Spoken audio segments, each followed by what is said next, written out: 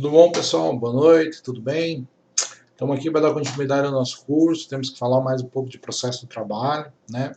É, Hoje a gente está aí, primeira aula após avaliação, tivemos a prova, uma prova de um formato diferente, aula em formato diferente, tudo de uma forma assim bem tranquila, né? Talvez tranquila demais, a gente tem um certo receio de que às vezes pessoas que não mereçam acabam sendo privilegiadas, porque para fazer uma prova em casa, para usar o Google, para fazer um monte de coisa, então se você não for leal consigo mesmo, você vai conseguir uma nota muito boa, vai passar, e esse não é o objetivo. Nosso objetivo aqui é tentar fazer com que vocês realmente aprendam alguma coisa, saiam daqui sabendo, saiam daqui com condições de trabalhar, pessoal, num meio, digamos assim, no meio jurídico.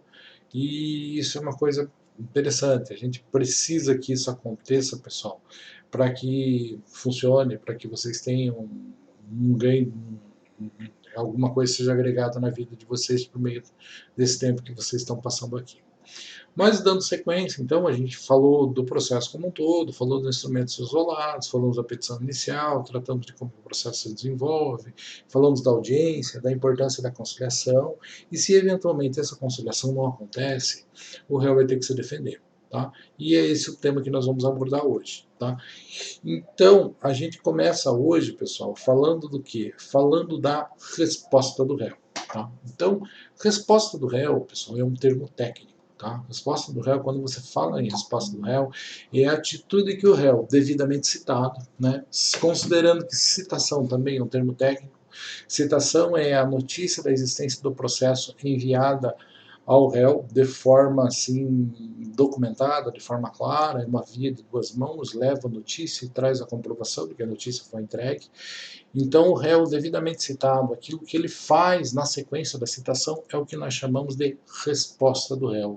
Responder a uma citação válida, responder a um processo. Então, existem algumas possibilidades do que pode acontecer. Tá? Então, é disso que nós estamos falando, né?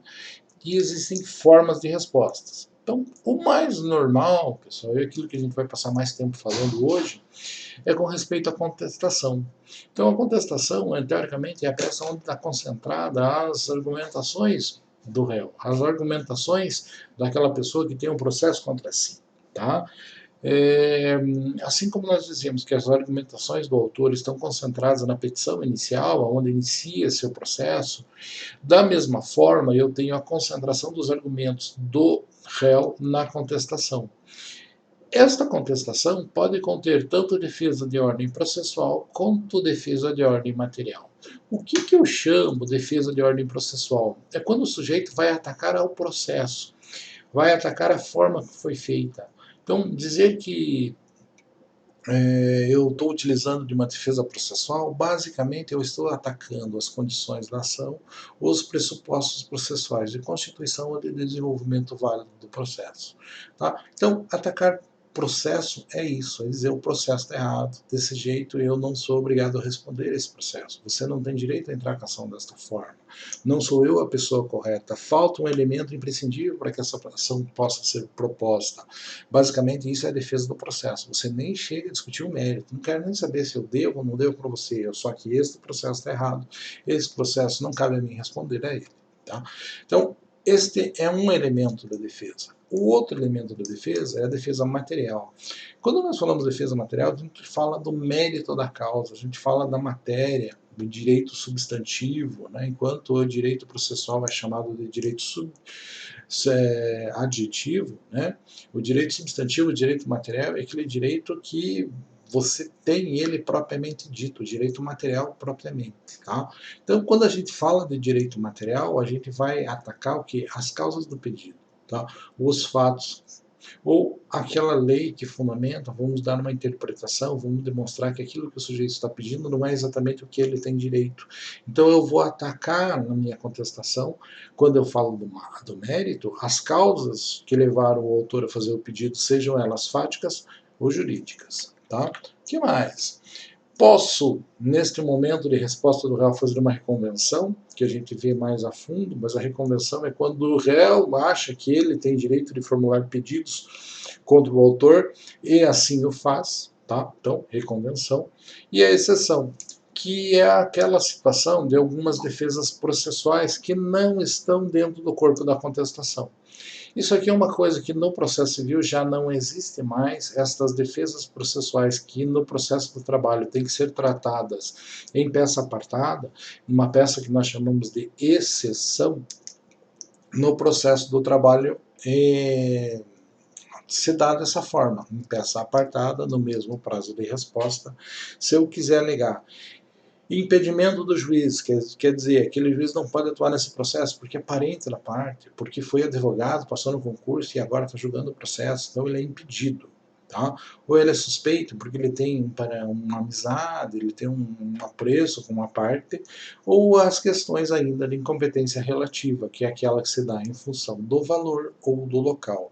Em qualquer dessas situações, se eu quiser alegar isso no processo do trabalho, eu tenho que fazer uma peça própria, nominar essa peça de exceção e levar a juízo. Tá? Então, outra possibilidade de resposta que nós temos do réu.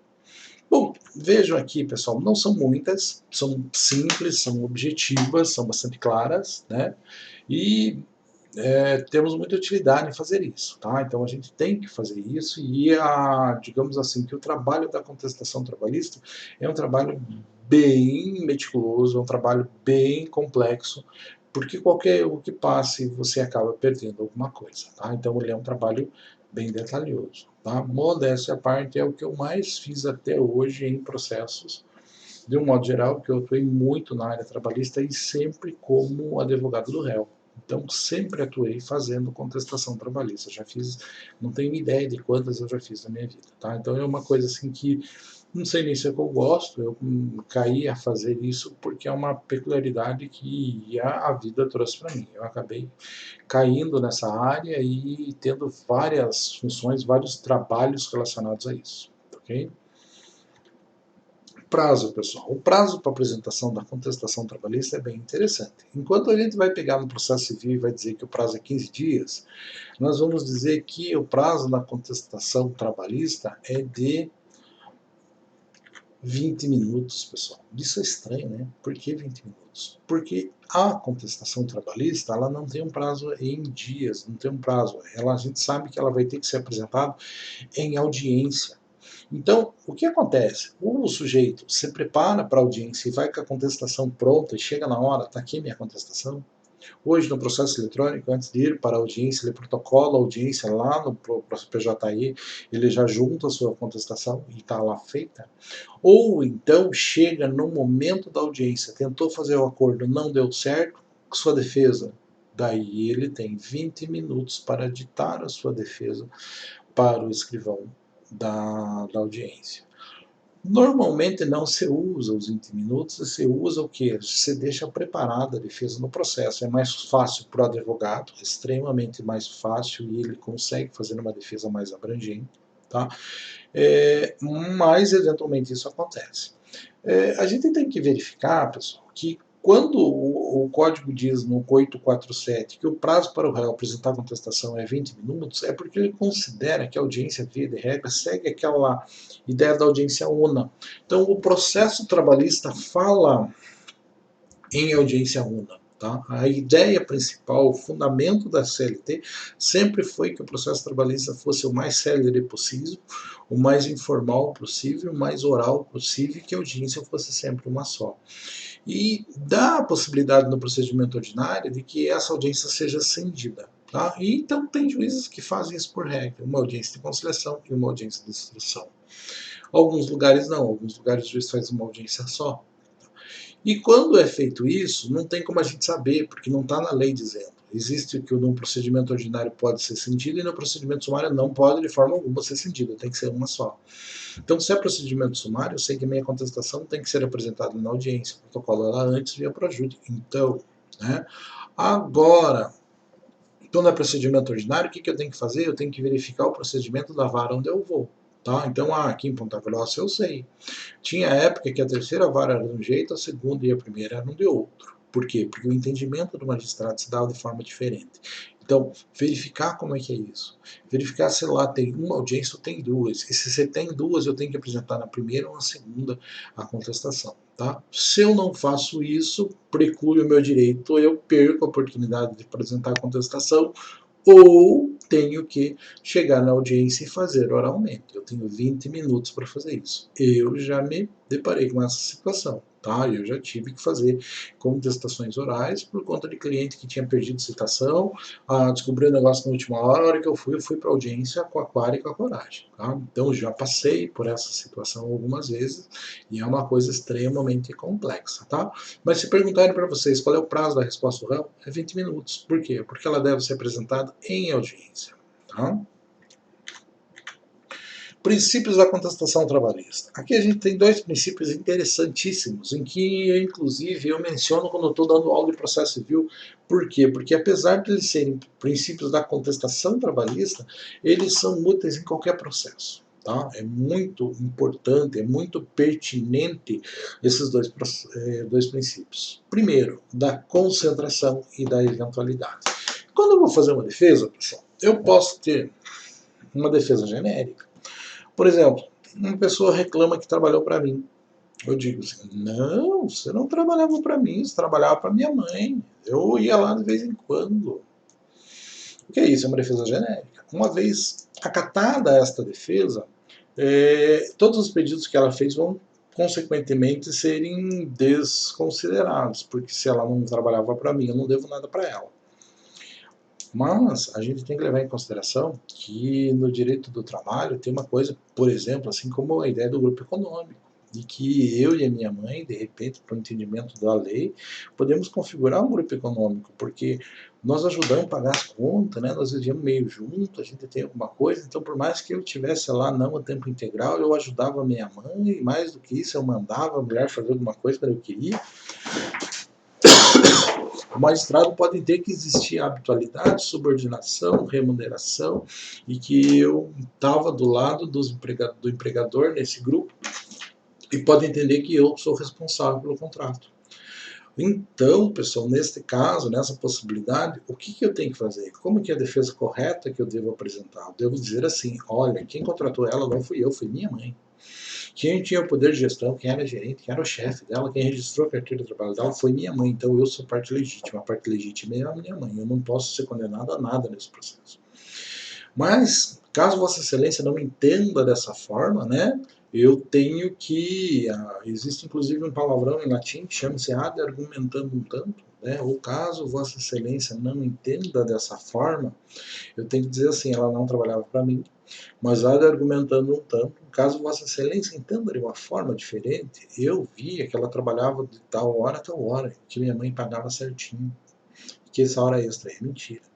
Além disso, minha mãe pagava tudo bem detalhado. Olha aqui, inclusive ela me emprestou os recibos, olha aqui os recibos dela, ela está aqui, ó, ela recebia tudo certinho. Por que eu tenho que fazer desse jeito, pessoal?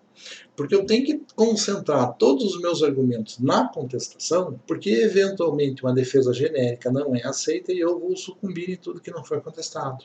Ok? Então eu concentro todos os argumentos na contestação, porque eventualmente uma defesa genérica não é aceita e o que não é aceito pode deixar brechas para sucumbência em pedidos específicos formulados. Então, sempre que eu faço uma contestação, eu tenho que concentrar todos os argumentos e não contar que algo vai ser aceito. Tá? Tenho que dizer, e se você não entende desse jeito, contestar especificamente aquilo que vai além. Imagine que a gente estivesse falando de um acidente de trânsito. Você tem que dizer assim, olha, eu não sou culpado pelo acidente de trânsito. Quem é culpado é ele, quem agiu com descuido foi ele e tal, não sei o quê. Mas, caso Vossa Excelência entenda diferente, eu quero que o senhor veja também que o valor de indenização que ele está pedindo para o carro dele é um absurdo, porque o carro dele novo não vale tudo isso que ele está pedindo. Tá? Então, e que ele não ganhava tudo isso de lucro cessante, que ele está argumentando aí também um absurdo. O que eu estou fazendo? Estou lançando a defesa genérica, estou concentrando ali e vou concentrar todos os outros argumentos possíveis, porque eventualmente o juiz entende que eu sou o culpado pelo acidente e daí eu tenho que ter contestado os outros pedidos formulados também. Então, a contestação é uma peça detalhista. Você tem que contestar todos os pedidos formulados, porque aquilo que eventualmente não é contestado é confesso. A única possibilidade de não ser confesso é que uma defesa genérica tenha sido aceita, mas a gente não tem muitas defesas genéricas, via de regra. Tudo bem, pessoal? Então, muito atenção. Princípio da concentração e princípio da eventualidade. Tudo bem? O que mais? Característica. A contestação sempre é uma peça negatória. Ela sempre está negando. Ele falou, ó, às vezes a contestação trabalhista, inclusive, é ridícula, né? Porque você fala assim, ó, o sujeito falou que trabalhava de horário tal, tal horário. É mentira, ele que prove. E você faz mais ou menos isso, às vezes com umas palavras um pouco mais bonitas, mas a contestação tem esta função. Tem a função de negar os fatos e jogar o ônus da prova para que ele permaneça lá como autor. Se você não nega, você consentiu aquilo que é incontroverso, não precisa ser provado. Então, a principal função da contestação é negar os fatos. Quando nós falamos de reconvenção, pessoal, a gente está falando de o réu fazer alguns pedidos. Na Justiça do Trabalho, isso é extremamente raro. Vou dizer para vocês, eu advogo há 20 anos na Justiça do Trabalho, eu acho que eu nunca fiz uma reconvenção. Se fiz, eu acho que uma, que teve um caso de um desvio, ou uma coisa assim, uma ou duas no máximo. Nunca faço isso, tá? Logicamente que quando a gente faz a contestação, a gente não formula pedidos, a gente simplesmente pede para que aquilo que foi pedido pelo autor não seja aceito. Mas às vezes a gente traz um argumento diferente, você usa um álibi diferente, uma justificativa diferente. Ele falou, o sujeito fala que trabalhava aqui 7 dias por semana. Ele falou assim, ó, mas eu sou adventista e eu não saio de casa dentro do sábado. É uma mentira absurda o que ele está falando, porque nós nunca abrimos isso aqui no sábado. Tem a ver o fato de eu ser adventista e não trabalhar no sábado com o processo? Não tem. É uma coisa assim absolutamente indireta, mas que vai fazer um reflexo por dentro do processo. Tá? Claro, minha argumentação é um pouco fantasiosa, né? Mas isso é bastante relevante, pessoal. Tem que pensar. E quando eu falo que a contestação amplia um pouco a cognição, amplia um pouco a ação de conhecer dos fatos do juiz. Cognição é conhecimento, é conhecer. Então o juiz vai conhecer um pouco mais da história com base nos argumentos apresentados na contestação. Tá? Por mais que aumente um pouquinho, o que fundamenta o pedido ainda é os fatos, a causa de pedir colocado na petição inicial. Eu argumento para que aquilo não seja aceito, e o autor tem o ônus de provar que aqueles fundamentos, que aquela causa de pedir existiu da forma com que ele disse. Eu vou negar, mas por mais argumentos que eu traga, a causa de pedir ainda é o que está narrado pelo autor. Tranquilo? Defesas de ordem pública, pessoal, existe uma diferença assim, bem interessante que está na moda falar disso, pessoal, que são exceções e objeções. Tá? Vamos colocar ali. O que são objeções? É aquilo que o juiz pode conhecer de ofício. Então, matéria de ordem pública absoluta é uma objeção. Então, a qualquer momento, o juiz pode conhecer aquele negócio de ofício. Exceção? Não. Exceção, alguém tem que ir lá e tem que falar. Tá? Então, não é de ordem pública, tem que ser alegado no primeiro momento que você tiver para falar. Se você não faz isso, deixa de existir o direito daquela argumentação. Isso é comum? É interessante saber que eu, com matéria de ordem pública, as objeções, aconteceu um vício no processo, eu vou lá e alego aquilo a qualquer momento. Se não for uma objeção, eu tenho que alegar na primeira oportunidade que eu souber, sob pena de preclusão. Tá? É importante saber a diferença das duas, por quê? Porque está na moda hoje em dia, pessoal, dizer, isso aqui é uma objeção, ou isso aqui é uma exceção. E quando eu digo está na moda perguntar no exame de ordem, na prova, de qualquer coisa que você for fazer, né? Você sabe que hoje em dia, com o grau de escolaridade subindo, até para zelador do colégio está se fazendo perguntas desse tipo, né, pessoal? Então tem que saber, tem que conhecer a diferença dessas coisas, e é por isso que eu estou colocando aqui para vocês como que a coisa funciona, tá? Espécies de defesa que poderão ser aposentadas. As defesas, nós temos 3 categorias básicas de defesas que podem ser apresentadas. Primeiro, processual, peremptória. O que é processual peremptória? Eu digo assim, olha, você é parte legítima. Você não tem o direito de reclamar isso. Quem tem o direito de reclamar isso é outra pessoa. Ou, eu sou parte legítima. Não sou eu teu patrão. A pessoa é outra pessoa. Então, uma vez que o juiz entenda isso, é uma defesa processual, não está entrando no mérito, na causa de pedir. Eu estou dizendo que o pedido foi feito errado, foi feito pela pessoa errada ou foi feito para a pessoa errada, tanto faz. Tá? Quando eu estou alegando isso, eu estou alegando que o processo está errado. Que tipo de defesa é essa? É uma defesa que não.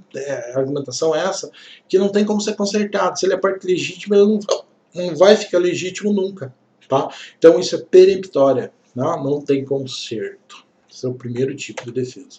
Segundo defesa, nós vamos ter aquelas defesas de ordem dilatória. Ordem dilatória é aquela que diz assim, viu, você não juntou a procuração correta. Quando eu digo que ela não juntou a procuração correta, o juiz olha para ele assim, corrija, arrume. Então, se quando aquele defeito processual apontado tem conserto, pessoal, a gente chama de defesa dilatória, porque o processo vai demorar um pouquinho, o prazo de duração do processo vai se dilatar, por isso dilatório, tá? Mas vai dar uma oportunidade do sujeito consertar aquele negócio.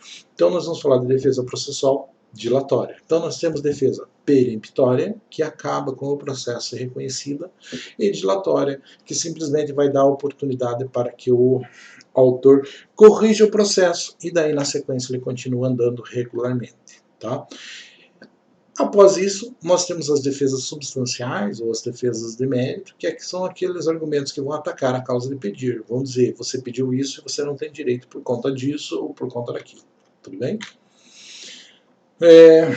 Não tem regra específica, pessoal, mas a gente tem que está escrito no código único e exclusivamente que antes de tratar do mérito, antes de tratar da causa de pedir, eu devo tratar das defesas de ordem processual. Tá ok? Então elas devem começar a petição inicial, elas devem ser tratadas antes. Tranquilo? Além disso, quando a gente fala de processo do trabalho, nós temos exceção. Exceção são matérias de ordem processual que devem ser alegadas não no corpo da contestação. A contestação é uma peça. E na Justiça do Trabalho existe uma outra peça que a gente chama de exceção, que é o modelo que o processo civil seguia antes do Código de 2015. É bastante possível que numa sequência não demore muito tempo para que o processo do trabalho assuma a forma com que está o processo civil hoje. Mas vocês têm que estudar o direito vigente. E o direito vigente diz que no processo do trabalho existe exceção. O que é exceção? Quando eu vou alegar incompetência relativa, aquela incompetência que se dá em função do local ou em função do valor que está sendo discutido, em função dessas duas coisas, eu tenho incompetência relativa. Eu vou ter incompetência absoluta só ilustrando quando eu estou tratando de matéria ou de hierarquia. Essa competência absoluta vai estar lá na preliminar da contestação. Incompetência relativa tem que estar aqui na exceção. É uma peça que você fala, em apresentar exceção, bem grande lá no meio, como contestação, ação, exceção. E vai alegar incompetência relativa. O processo deveria ser proposto aqui, deveria ser proposto em Curitiba, deveria ser proposto em Jaguaraíva. É o caso do EDI, que vai entrar com uma reclamatória trabalhista contra a Fajar, claro que isso nunca vai acontecer, né? Mas em vez de entrar com ação lá em Jaguaraíva, eu entro aqui em Ponta Grossa, porque eu invento uma história e entro com ação aqui. E daí lá eles vão dizer assim, viu, a ação tem que ser proposta aqui em Jaguaraíva, você trabalhava aqui e não lá, ok? Então isso é uma exceção de incompetência, tá? O que mais tem que ser por meio de exceção? Impedimento, quando eu digo que aquele juiz não pode atuar naquele processo, por algum motivo, né, daí, parente, atua como advogado, alguns casos bem específicos que ele traz, ou suspeição, quando existe um vínculo dele para com a parte. É o caso do magistrado, imagine que eu vou entrar com uma ação contra a Fajar e que o juiz do trabalho de Jaguaraíva dá aula na faculdade. Será que ele está assim, tranquilo para julgar o processo? Será que para ele não é suspeito? Com certeza ele vai ser suspeito, ele não pode julgar o processo. Como que eu faço isso? Eu alego isso por meio de uma exceção. Tá? A exceção é uma pecinha simples, uma peça é uma petição simples, né? Que tem que ser apresentado no mesmo prazo de contestação, mas só que em peça apartada, que o juiz tem que decidir isso de pronto. Tudo bem? Então, nós dizemos que a exceção é uma modalidade de defesa. Feito isso, pessoal, a gente vem falar exatamente da contestação. Falando da contestação, a gente deixou bem claro que eu começo a contestação falando da defesa processual, depois vou falar da defesa de ordem material. E preliminares, pessoal, é o nome que se dá às defesas processuais elencadas no Código de Processo Civil. Então, Tá lá bem claro no 337 do Código de Processo Civil quais são as preliminares. Tô indo para trás e para frente, tá? E, via de regra, essas defesas preliminares, o juiz pode conhecer de ofício, matéria de ordem pública, né? Então, o juiz viu que tem aquele defeito, ele pode alegar. Sempre que existe isso, o juiz deve perguntar para outra parte como é que a coisa funciona, né, o que acontece, e efetivamente quais são as preliminares enumeradas pela lei. Então, nulidade ou inexistência de citação. Se eu alego isso na minha defesa, o que o juiz vai olhar? O juiz tem que olhar essa defesa processual, preliminar, tem que estar no começo da contestação. Se é dilatório ou peremptório, ou seja, quando eu alego isso, eu acabo com o processo, dou um prazo para reconhecer, para corrigir. Então, obviamente, se eu alego que foi nula a citação, o juiz vai dizer, foi nulo, então você está citado daqui para frente, teu prazo começa agora. O que aconteceu? Dilatou o prazo de duração do processo. Incompetência absoluta e relativa, tá? A incompetência absoluta, pessoal, por meio de preliminar. Incompetência relativa não, pessoal, é exceção. Desculpa, esse slide foi aproveitado de uma aula de processo civil, então eu digo para vocês, incompetência absoluta, aquela que se dá em função de matéria e hierarquia, sim, tem que ser preliminar da contestação. Quando nós estamos falando de incompetência relativa, aquela que se dá pelo valor ou pelo local, não é preliminar da contestação, como está colocado aqui, pessoal. Tá? Isso aqui está errado, né? Não há incompetência relativa, é por meio de exceção. Isso está errado. Tranquilo? Mas não é um erro tão grave assim. Quando o valor da causa está errado, tem que alegar lá. Tá? Também é dilatório. Né? A incompetência relativa é dilatório. O processo não vai acabar com o problema de competência. O juiz vai mandar para o lugar certo. Quando alega que a petição inicial é inepta, a petição inicial inepta é quando ela tem um defeito grave. A inepta é aquela petição que não está apta a dar início a um processo válido. E tem um conceito de petição inepta que vai dizer assim: a petição inicial inepta é quando não tem pedido. Quando não tem causa de pedir. É ridículo, né? Faço um processo e não peço nada. Ou peço uma coisa e não explico o porquê. Então, nessas duas situações, ela é inepta. Outra, conto uma coisa e faço um pedido, mas o juiz não consegue fazer a ligação lógica entre o que foi narrado e o que foi pedido. Então, quando não é concludente, o pedido não é a conclusão lógica do que foi narrado, nós dizemos que ela é inepta. E no Código de Processo Civil ainda tem uma situação atual dizendo é inepta a petição que faz pedidos genéricos sem que a lei autorize. O pedido sempre tem que ser certo, você tem que sempre dizer o que você precisa, o que você pretende com o processo, salvo exceções justificadas pela lei. O que é perempção, pessoal? Perempção é uma defesa peremptória. Tá? O que quer dizer isso? Né? Quando é uma defesa peremptória, quer dizer, não tem conserto. A perempção é a figura que acontece quando o sujeito dá início ao processo e dá causa de extinção, uma vez. Dá início ao processo e dá causa de extinção, segunda vez. Dá início ao processo e dá causa de extinção, a terceira vez. Quando 3 vezes acontece isso, nós dizemos que acontece a figura da perempção. Tá?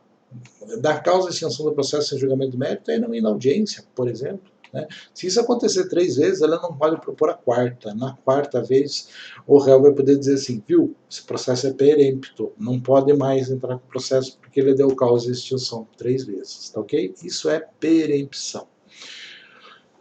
Voltando ali a falar da inepta da petição inicial, ela num primeiro momento ela é dilatória, por quê? Porque o magistrado dá um tempo para que a parte corrija a peça. Se não for corrigida a peça dentro do prazo, o processo é extinto. Então, inicialmente ela é dilatória, mas ela pode vir a tornar-se peremptória. Tá? Pessoal, perempção, litispendência e coisa julgada tem a ver com a mesma coisa. Tá? O que eu quero dizer com isso? Com processos idênticos. Como que eu identifico que um processo é exatamente igual a outro? Um processo tem 3 coisas que distinguem ele. Tá? O que seria as partes, o pedido e a causa de pedir. Se tiver essas três coisas iguais, é o mesmo processo. Ah, mas o advogado é diferente, o lugar proposto é diferente, o nome da ação dado é diferente, não interessa, não interessa. Se for as mesmas pessoas pedindo a mesma coisa, com o mesmo fundamento, é o mesmo processo. Se eu der causa de extinção 3 vezes, é perempto. Para correr a perempção, tem que ser 3 processos iguais. O que é litispendência, pessoal? Se já tem um processo em julgamento, não posso entrar com outro. Lidependente, litispendente. Se aquele processo já foi julgado, já tem uma decisão, então nós temos coisa julgada. Não faz sentido entrar com o processo novamente também. Mas para isso eu tenho que entender a ideia de quando que o processo é igual. Vamos dar uma reforçadinha nisso na sequência. Conexão, pessoal. Conexão é quando desses três elementos do processo, 2 são iguais. Tá? Então eu digo que existe parte, pedido e causa de pedir. Quando dessas três coisas, 2 são iguais, eu não tenho processos iguais, não tenho processos idênticos, eu tenho processos conexos. Eu tenho processos que têm muita coisa semelhante, que é interessante que eu junte esses dois processos para que eu chegue numa decisão mais tranquila, mais unânime, faça justiça mais claramente com relação a isso. Então a conexão é a reunião desses processos, é a conexão desses processos. Tá? Então, conexão. Incapacidade da parte, o defeito de representação, eu alego isso, o juiz vai pedir para que isso seja consertado. Também dilatório. Convenção de arbitragem, se existe um compromisso entre as partes de que aquele procedimento tem que ser analisado pela via arbitral, isso aqui não se aplica na Justiça do Trabalho, tá? Mas se eu tenho esse compromisso, eu não vou entrar pela Justiça, mas eu vou ter que me submeter a um árbitro, tá? Quando eu alego que eu sou parte legítima, né, é uma defesa peremptória. É interessante que pelo Código atual, no Código de Processo Civil, se eu alegar a legitimidade de parte, eu tenho a obrigação de indicar quem é a parte correta, se eu souber. Se eu não indico, eu arco com as custas processuais até que essa pessoa seja encontrada, desde que eu tivesse como saber quem era. Tá? Falta de caução, não entrou, não apresentou alguma coisa, não trouxe um documento que precisava, isso é uma defesa dilatória. Tá? Em indevida concessão do benefício da justiça gratuita, não tem direito à justiça gratuita, apesar que na Justiça do Trabalho isso é bem tranquilo, né? A gente vê isso na sequência. Tá? E daí aqui explica o que eu falei para vocês. A litispendência ou a coisa julgada quando você produz ação anteriormente ajuizada. Uma ação é idêntica à outra quando possui as mesmas partes, as mesmas causas de pedir e o mesmo pedido. A litispendência quando se repete a ação que está em curso. A coisa julgada quando a ação que já foi decidida e uma decisão transitada e julgada. Então, as mesmas coisas que eu falei para os senhores na hora que estava explicando cada uma das preliminares, a maioria delas é explicada pelo próprio Código nos parágrafos do artigo 337. Por isso, muito importante estar com o Código na mão na hora de fazer a prova. Tá? Identidade de ação, pessoal.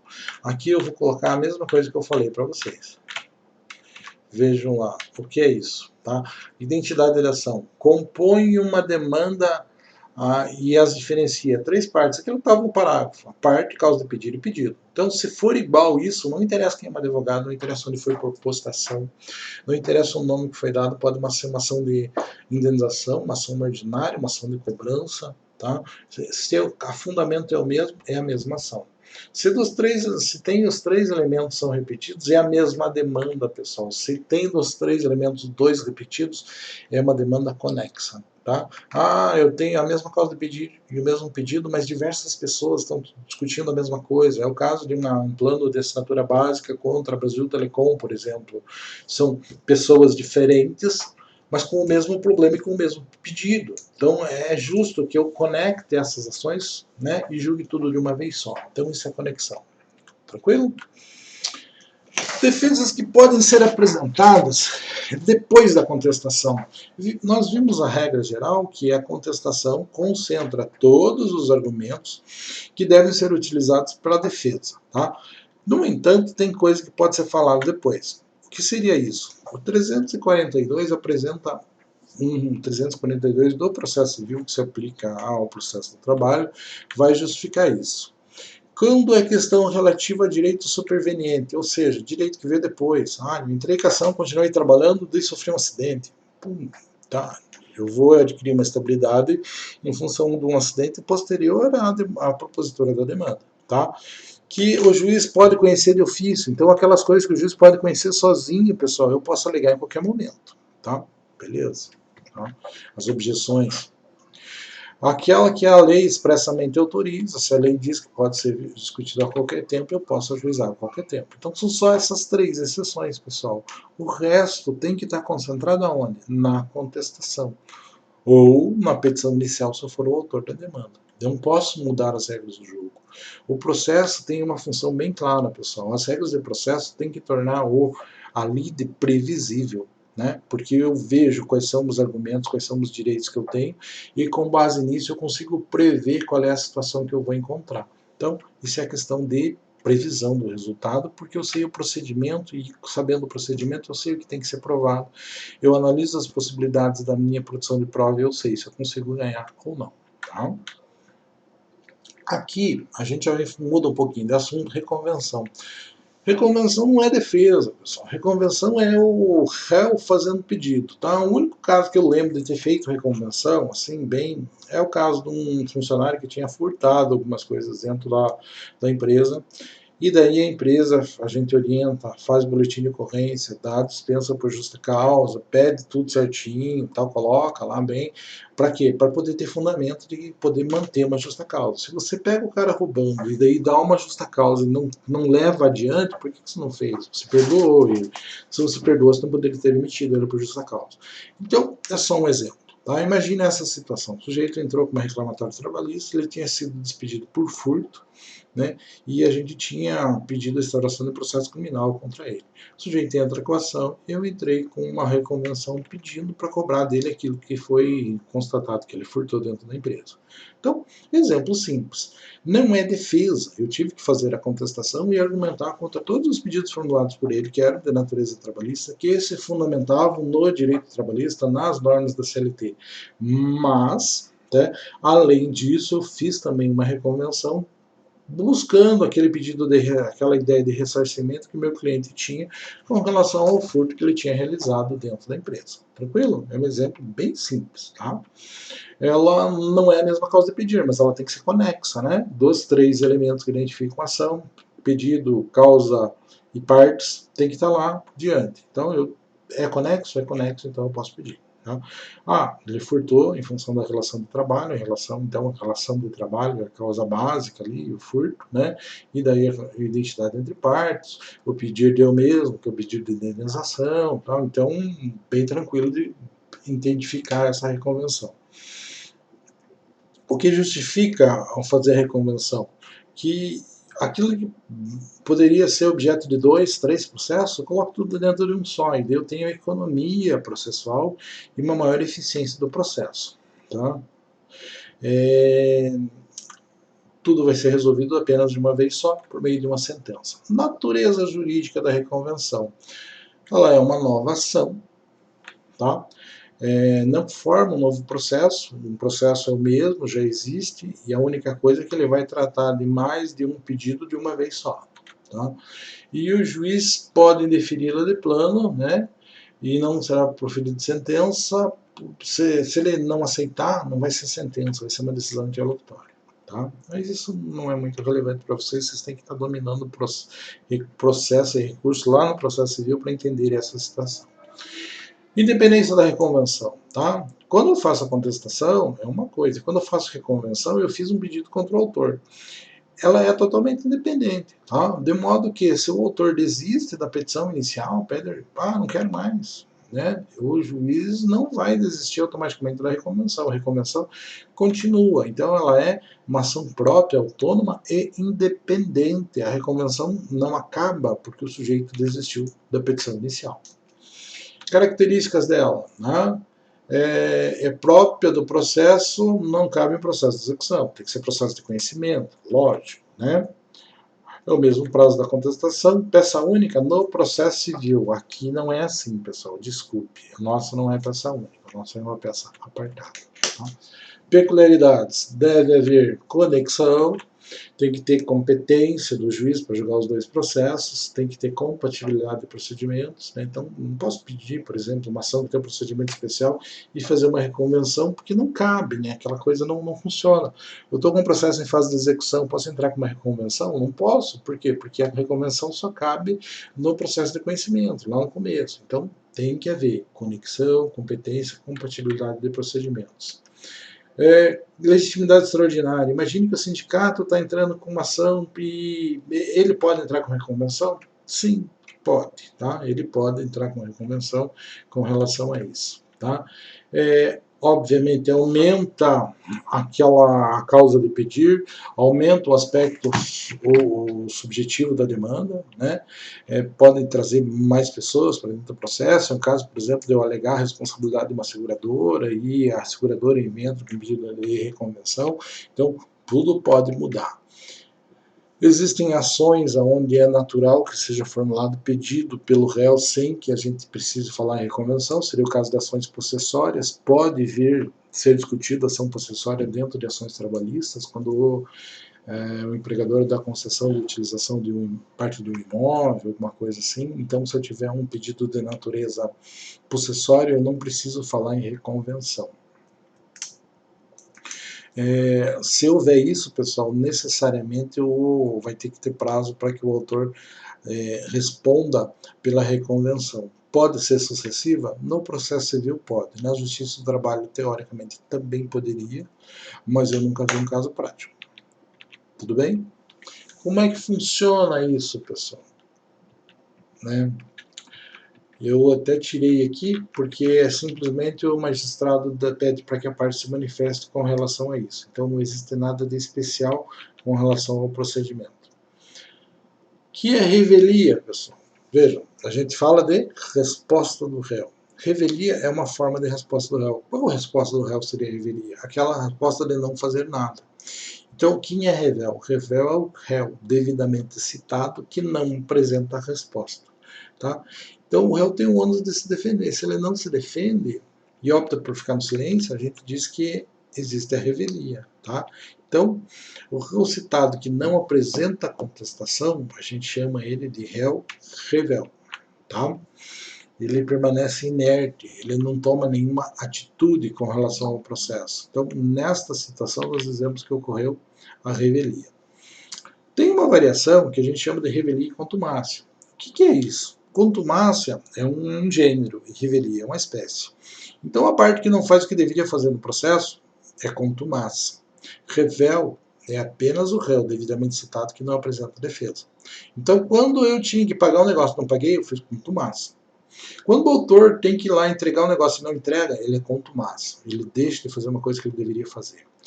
Quando esse deixa de fazer uma coisa que deveria fazer é o réu citado que não apresenta defesa, nós chamamos de revelia. Tá? Então, contumaz é aquele que não pratica o ato que deveria praticar dentro do processo.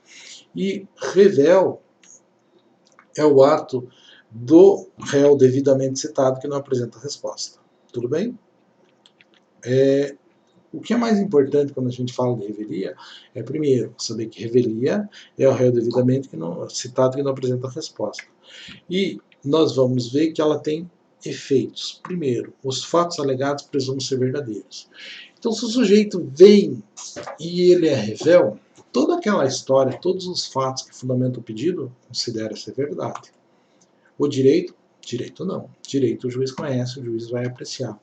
De modo que, pessoal, é possível que um processo exista revelia e ele seja julgado improcedente. Por quê? Porque é contada uma história, a história é incontroversa, mas o juiz entende que aquele pedido que está sendo formulado não está correto. Tá?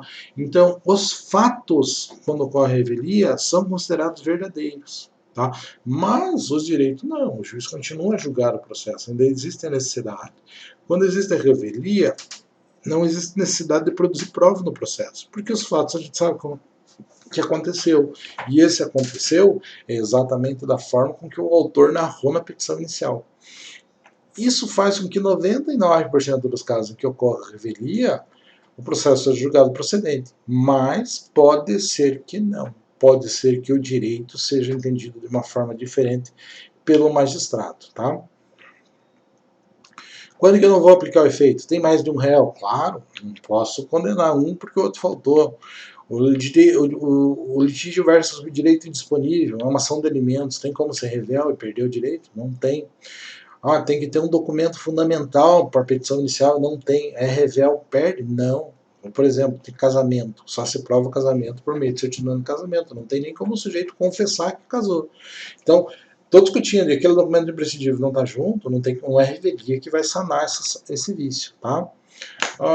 Outra coisa assim, bem interessante, pessoal, é que às vezes o sujeito inventa uma história absurda, né? E o juiz ele vai lá e diz para o juiz que ele trabalhava 22 horas por dia, né? Uma coisa impossível, né? E daí acontece a revelia no processo. O juiz é obrigado a aceitar que ele trabalhava 22 horas por dia? Não, o juiz vai dizer que não, isso aqui é impossível. Isso aqui é litigância de má fé, no mínimo. Tá? Então, o juiz não é obrigado a aceitar fato inverossímil, fato em contradição com outras provas existentes no auto, ou aquilo que simplesmente não se aproxima nem um pouco da razoabilidade. Tá? Então, essas situações a gente exclui a presunção de veracidade. Tem situações em que não existe, né, a presunção de veracidade. Né? Daí isso é questões de processo civil, mas quando é feito por quando o ente não tem a obrigação de impugnar tudo certinho, pessoal, a gente diz que a revelia não produz efeitos. Por exemplo, um defensor público, né? O defensor público não tem a necessidade de impugnar tudo especificamente, direitinho. Então, no caso dele, não acontece revelia. Tranquilo? Então, o segundo efeito, pessoal, é que uma vez que o sujeito é revel no processo, eu não vou ficar avisando ele toda hora que eu faço alguma coisa, intimando ele o que aconteceu. Ele é revel, não quis vir ao processo, teve oportunidade. Dali para frente o processo segue. Se ele tiver interesse, ele entra dentro do processo, assume na condição em que está, pode participar de qualquer ato que aconteça, tá? Mas ninguém vai ficar chamando ele. Olha, vem aqui, vamos fazer tal coisa, tal. Isso não acontece mais. Obviamente não existe revelia em processo de execução, porque o processo de execução está buscando o cumprimento. Se eu acho um bem e não acho o sujeito, faço uma citação por edital e boa. Tranquilo? Aqui está meu contato, pessoal. Deixo novamente para vocês o meu contato e fica a observação de que estou completamente à disposição de vocês. As aulas estão sendo gravadas em função de determinação da coordenação, mas eu tenho toda a liberdade do mundo, eu posso perfeitamente entrar em contato com os senhores a hora que vocês quiserem para esclarecer qualquer dúvida. Tudo bem? Um abraço e até a próxima.